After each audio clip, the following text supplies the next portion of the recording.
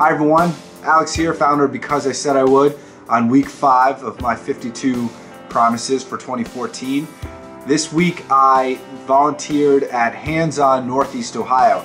It's a nonprofit organization based in Cleveland that helps with making it easier to volunteer. So they collaborate with different organizations to make that possible.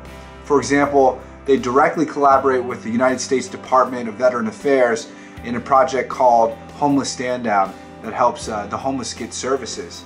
I met with Carol, who works at Hands On Northeast Ohio at a local church, who was kind enough to store a lot of donated items. So this is like 100-fold from last year's donations, which is really awesome. So there's a lot, but we're able to help a lot of people this time. We're able to provide professional clothing for veterans as well as those that have just recently transitioned out of a homeless shelter into what's called permanent supportive housing. I helped sort and label a lot of donated items. I'm starting to realize that what volunteers do very often is this labeling and sorting of donated goods in some capacity, and it actually is a really manual task, right? You just find yourself writing the same thing over and over and over again. And it's really common between all of these volunteer experiences. So it might sound a little silly, but I really think that label makers would make a huge difference in the nonprofit sector. I mean, I could just print these labels over and over again and increase my accuracy and speed by 100%, right? We have a little label maker here in the Because I Said I Would headquarters. I thought this so much that Because I Said I Would is actually going to donate 10 label makers to Hands On Northeast Ohio. And I actually recommend that the folks who are viewing this video, if you want to try to make an impact in your local nonprofit, you know, ask if they do a lot of labeling and sorting. Ask if a label maker might help them do that quicker with volunteers. I think they'll say yes.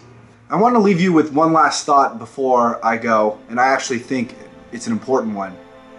You know, sometimes in life, we have to realize that if you don't do it, no one else will. You see, I opened the door to that gymnasium and kind of stood in awe to these massive piles of clothes. You know, it's incredible, the generosity, right? To give that much in a time of need when it's really cold in Cleveland, Ohio. But at the same time, you sit there and you realize that if someone doesn't volunteer, if someone doesn't come in and sort and label and try to get those clothes, those items to the people who actually need it in the place where they need it, then they'll just sit there. We sometimes want to point the finger in life. We want to say, you know, someone else has got that covered. It's taken care of. And we kind of turn our mind elsewhere. But it's just simply not true. If you don't care enough, if you don't take the time, if you don't volunteer, then it doesn't get done. Now, I'm not saying you have to do it all. I know I can't. That's not what I'm saying. I'm saying just don't lie to yourself. If you don't do it, no one else will. It was really much more thought-provoking than I thought it was going to be. So I took all the rotten produce that I picked out